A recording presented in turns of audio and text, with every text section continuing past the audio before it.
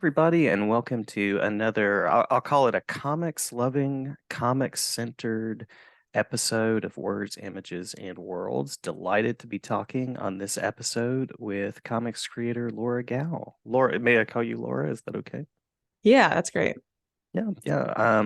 So great to have you here. And I see a book that's sort of floating behind you in space, and Yes. that is Messy Roots. Love your book, love your work. As I was saying before we started recording, I discovered it a year or two ago and immediately recommended it to the school library I was working at the time to go ahead and get their hands on a copy because just an amazing, amazing book. Thank you so much. Yeah, my pleasure. And you and I did a written interview hmm about this time last year, but great to talk to you in Zoom face to face as well. My first official question, and we can take the questions anywhere that you want, is what is it about comics? What is it in comics that allows you to do the work you want to do as a storyteller? I think that was yeah, telling the hmm stories you want to share, some version of that question.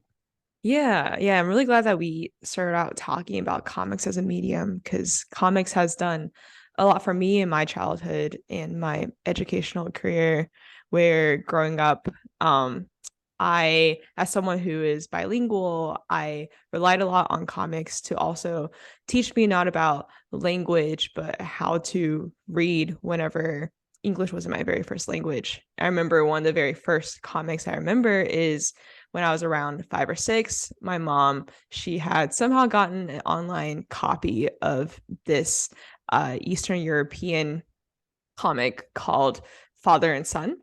And back then she would like Xerox all the pages because we didn't have like any money to buy books. I don't even think it was in libraries at the time because it was created long ago. And I went through that Xerox copy so much that all the pages were falling out. And I remember a couple years ago, I found that copy again in our old closet.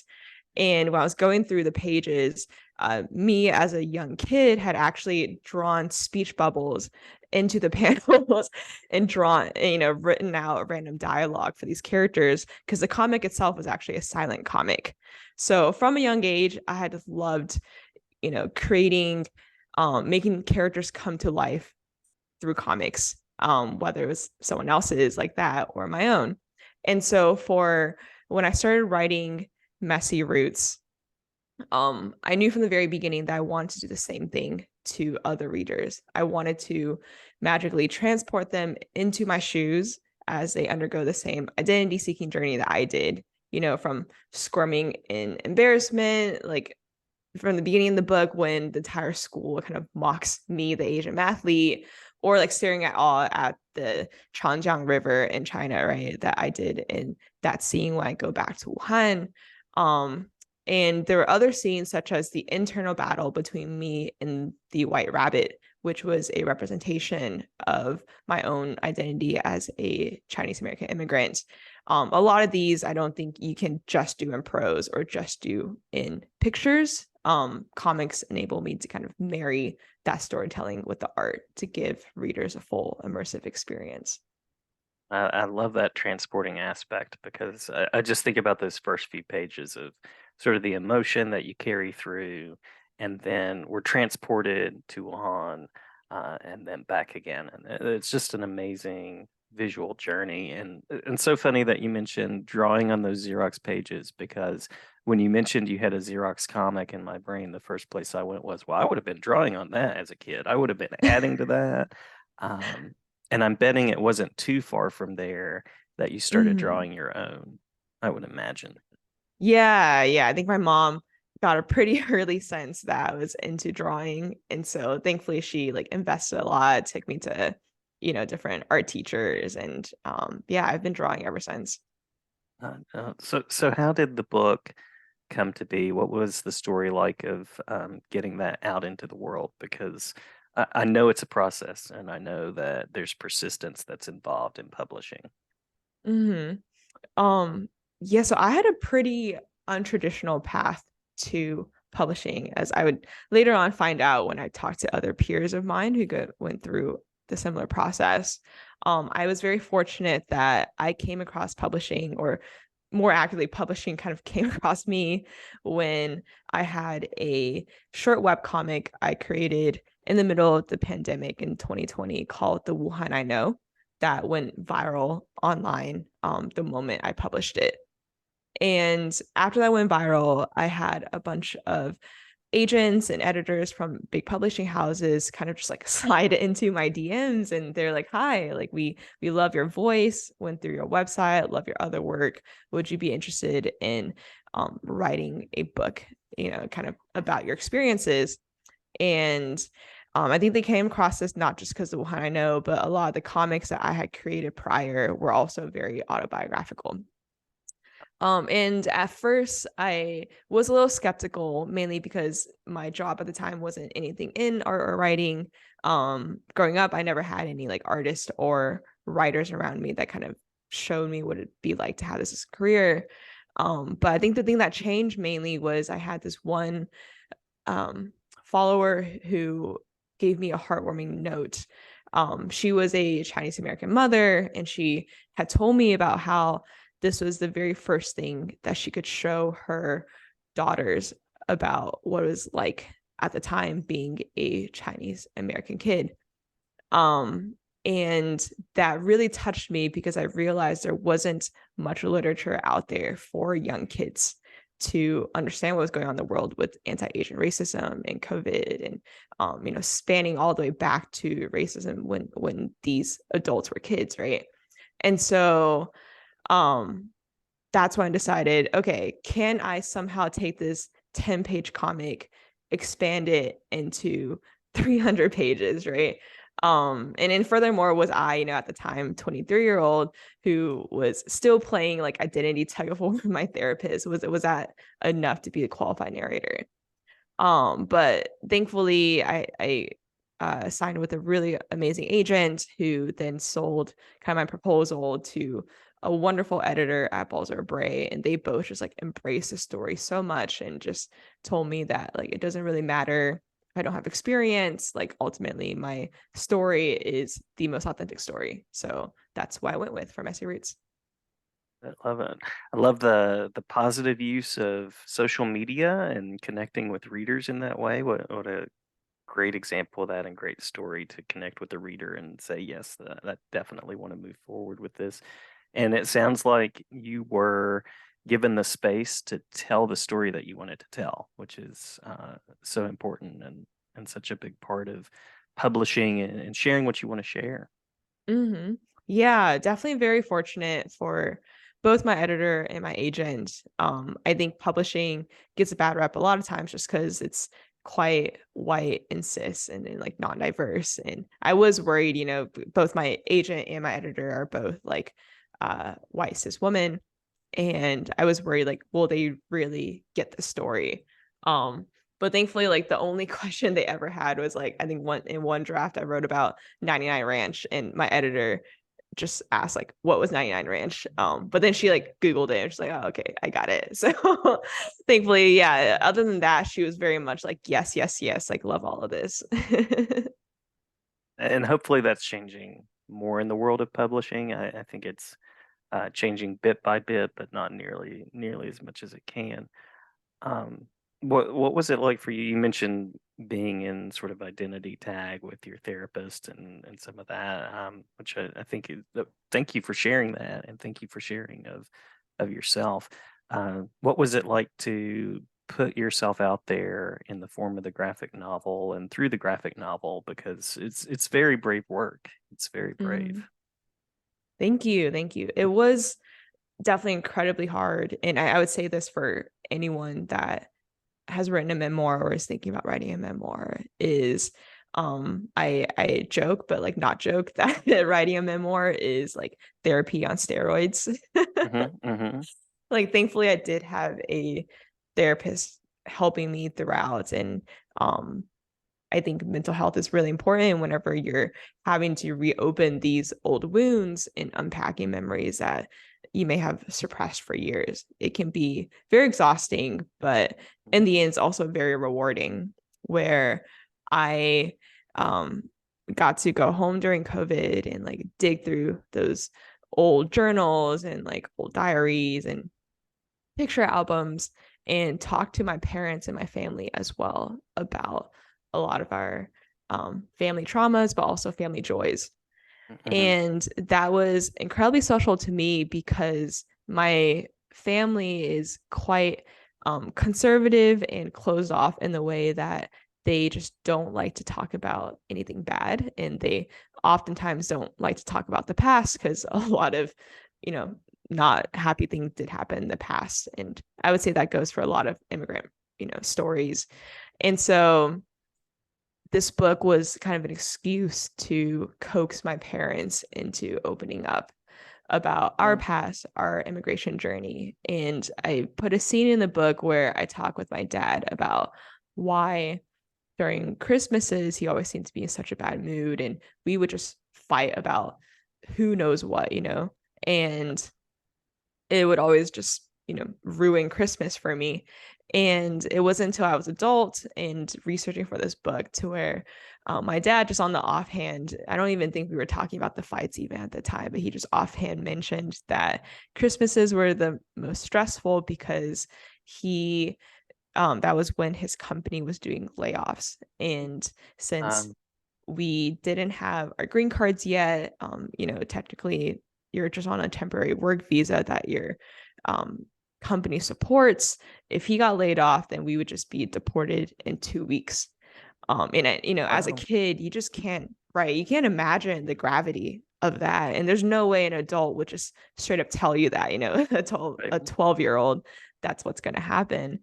So it just kind of hit me right there. Like, this is why my dad had all these like ghosts and, like had all this bottled up inside of him that translated to him getting upset at the smallest things during Christmas. And so I ended up including that into the book as a way to describe, just the immigrant experience a lot of times. So yeah, it's like not only can you be unraveling these traumatic events, but you're shining different light on it. You're seeing it at a Mhm. different angle. I think that's the beauty of writing memoir. And you also get to explore the visuals as well. I Mm. imagine was there a lot of kind of pouring through photographs and getting those kind of images back to mind as well as part of that? Yeah, for sure, for sure.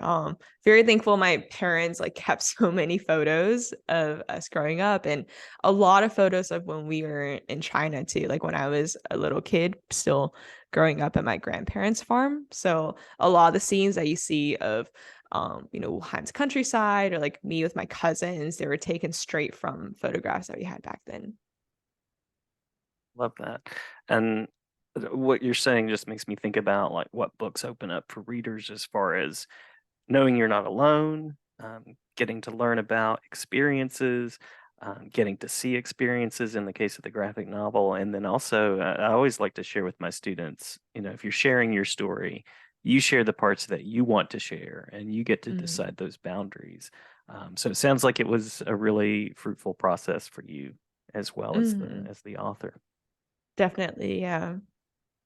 And I love that you also mention sort of the joy of going through this. So that sort of leads to the next question, and then we can touch on anything that we've missed, which is what is it that you hope readers sort of take away and think about after they've encountered Messy Roots?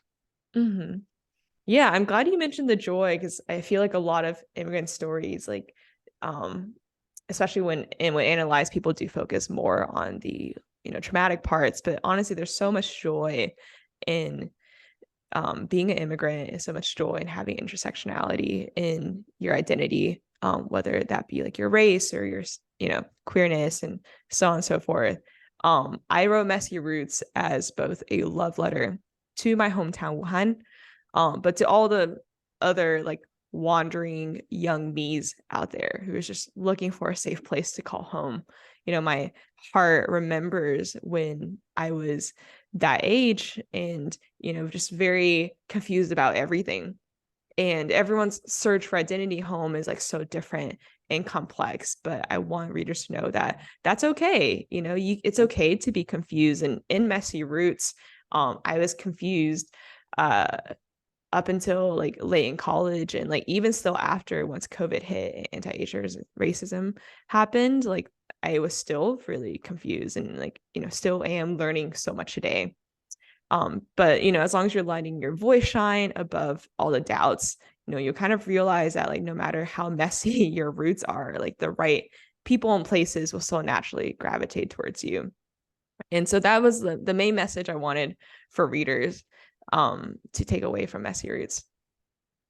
Love that. Love that. And I love the idea of sort of reaching that time in your life where you start to think about your identity or identities, and you start to kind of send that love letter to yourself in a way to, Mhm. and kind of get to know yourself a little bit more fully. So, another wonderful part of the book and the journey. And thank you for sharing that. Yeah, thank you as well. Yeah, yeah. So I hope you're working on something else at the moment, and not to put you on the spot with anything that can't be announced, but I always like to have space for people to talk about events. Some people talk about sometimes like organizations that they found helpful that they want to promote, or upcoming publications, all of those sort of steps.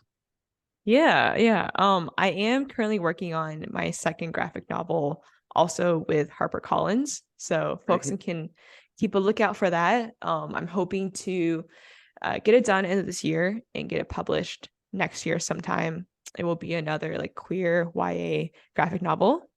Fictional this time. I know a lot of folks are like, "Oh, is there a sequel to Messy Roots?" And I'm like, I've lived a total of like 18 months since it was published. I Yeah, don't think I yeah. have enough life to write yet.